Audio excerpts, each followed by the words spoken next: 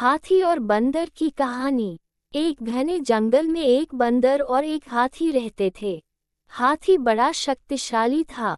वो बड़े बड़े पेड़ों को एक ही झटके में उखाड़ देता था। बंदर काफी दुबला पतला, लेकिन वो बड़ा ही फुर्तीला और तेज था।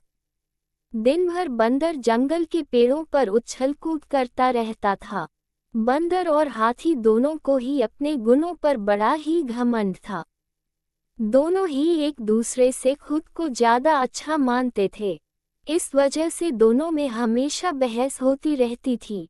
उसी जंगल में एक उल्लू भी रहता था, जो अक्सर बंदर और हाथी की हरकतें देखता था। वह इन दोनों के लड़ाई झगड़े से परेशान हो गया था। एक दिन उस उल्लू ने उन दोनों से कहा, जिस तरह तुम दोनों लड़ते हो, इससे कोई फैसला नहीं होने वाला है। तुम दोनों एक प्रतियोगिता के जरिए आसानी से यह फैसला कर सकते हो कि तुम दोनों में से सबसे शक्तिशाली कौन है। बंदर और हाथी दोनों को उल्लू की बात अच्छी लगी। दोनों ने फिर एक साथ पूछा, इस प्रतियोगिता में क्या करना होगा। उल्लू ने कहा, इस जंगल को पार करने पर एक दूसरा जंगल आता है, जहाँ पर एक काफी पुराना पेड़ है, जिस पर एक सोने का फल लगा हुआ है। तुम दोनों में से उस सोने के फल को जो पहले लाएगा, उससे ही इस प्रतियोगिता का विजेता बनेगा और असल मायनों में सबसे शक्तिशाली कहलाएगा। समझे। दूसरे जंगल की तरफ निकले। बंदर ने अपनी फुर्ती दिखानी शुरू की। वह एक ही छलांग में एक पेड़ से दूसरे पेड़ तक पहुंच जाता। वहीं हाथी तेजी से दौड़ने लगा और रास्ते में आने वाली हर चीज को अपने मजबूत सूंड से उखाड़ फेंकता। थोड़ी ही देर में हाथी और बंदर उस जंगल से बाहर निकल गए। इस जंगल से दूसरे जंगल के बीच के रास्ते में एक नदी बहती थी। उसे पार करने के बाद ही दूसरे जंगल में पहुंचा जा सकता था। बंदर ने फिर से अपनी फुर्ती दिखाई और झट से वह नदी में कूद गया, लेकिन पानी की लहर काफी तेज थी, तो बंदर नदी में बहने लगा।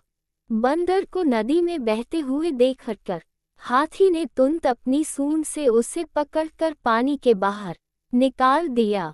हाथी के इस व्यवहार को देखकर बंदर काफी हैरान हुआ।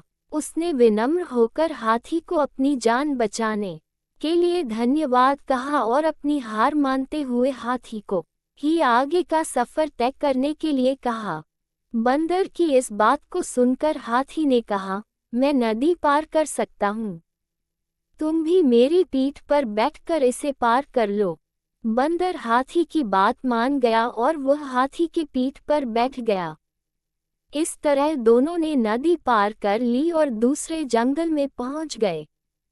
फिर दोनों ने मिलकर सोने के लगे हुए फल वाले पेड़ को भी खोज निकाला। सबसे पहले हाथी ने अपनी सूंड से उस पेड़ को गिराना चाहा, लेकिन वह पेड़ काफी मजबूत था। हाथी के प्रहार से वो पेड़ नहीं उखड़ा। फिर हाथी ने निराश होकर कहा, मैं अब ये फल नहीं तोड़ सकता हूँ। बंदर बोला, चलो मैं भी एक बार कोशिश करके देखता हूँ। बंदर फुर्ती से उस पेड़ पर चलने लगा और उस डाली पर पहुंच गया जहां पर सोने का फल लगा हुआ था। उसने वह फल तोड़ लिया और पेड़ के नीचे उतर गया। इसके बाद दोनों वापस नदी पार करके अपने जंगल लौट आए और उल्लू को वह सोने का फल दे दिया। फल पाने के बाद उल्लू जैसे ही इस प्रतियोगिता के लिए विजेता का नाम बोला, वैसे ही बंदर और हाथी ने मिलकर उसकी बात को रोक दिया।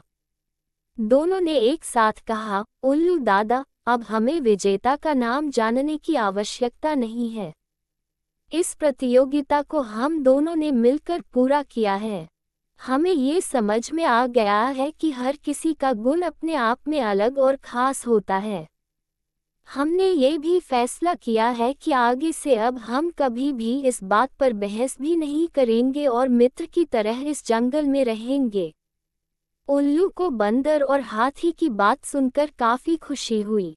उसने दोनों से कहा, मैं तुम्हें यही समझाना चाहता था कि सभी एक दूसरे से अलग होते हैं। अलग अलग गुण और शक्तियाँ ही हमें एक दूसरे की मदद करने के काबिल बनाती हैं। साथ ही हर किसी की अपनी कमजोरियाँ भी होती हैं। इसलिए एक दूसरे के साथ मिलकर रहना ही सबसे अच्छा होता है। उसी दिन से हाथी और बंदर दोनों मित्र हो गए और वह जंगल में खुशी खुशी रहने लगे। कहानी से सीख, हमें एक दूसरे के गुणों और शक्तियों का सम्मान करना और आपस में मिलजुल कर रहना चाहिए।